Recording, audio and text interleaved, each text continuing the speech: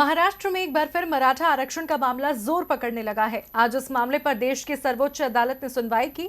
Supreme court ने सरकारी नौकरियों और शैक्षणिक संस्थानों में सामाजिक और शैक्षणिक रूप से पिछड़े वर्ग की श्रेणी के तहत महाराष्ट्र सरकार के मराठा समुदाय को दिए गए आरक्षण को चुनौती देने वाली याचिकाओं पर सुनवाई की। इस दौरान कोर्ट ने साफ कहा कि अब इस मामले की रोजाना आधार पर सुनवाई की जाएगी। देखिए रिपोर्ट में।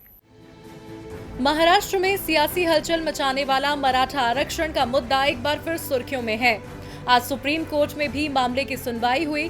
जस्टिस एल नागेश्वर राव की अध्यक्षता वाली सुप्रीम कोर्ट की 3 जजों की पीठ ने कहा कि वो इस मामले की खुली अदालत में सुनवाई करने और महाराष्ट्र में इस साल के लिए शिक्षा और नौकरियों में मराठों को आरक्षण देने पर 15 जुलाई को अंतरिम आदेश जारी करेगा।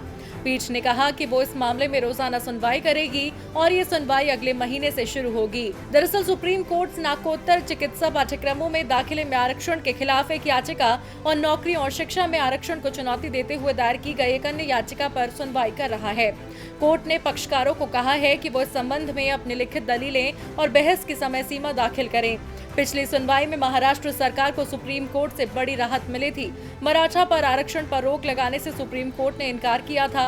आपको बता दें 12 जुलाई 2019 को सुप्रीम कोर्ट ने आरक्षण पर रोक लगाने से इनकार कर दिया था। हालांकि आरक्षण की वैधता को चुनौती देने वाली याचिकाओं पर सुनवाई करते हुए पीठ ने साफ कर दिया था कि आरक्षण पिछली तारीख से लागू नहीं होगा। पीठ ने इस संबंध में महाराष्ट्र सरकार को नोटिस जारी कर जवाब मांगा था। पीठ ने यह भी कहा था कि इसके तहत आरक्षण सुप्रीम कोर्ट के फैसले के अधीन होगा।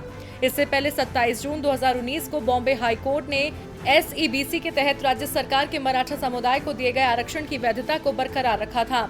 हालांकि पीठ ने कहा कि मराठा समुदाय को 16% आरक्षण वाजिब नहीं है और ये पिछड़ा वर्ग आयोग के मुताबिक रोजगार के मामले में 12% और शैक्षणिक संस्थानों में 13% से ज्यादा नहीं होना चाहिए। ऐसे में अब सुप्रीम कोर्ट कब से मामले की रोजाना सुनवाई शुरू करता है और सुनवाई में क्या कुछ निकल कर सामने आता है, ये देखना होगा। DB लाइव की रिपोर्ट।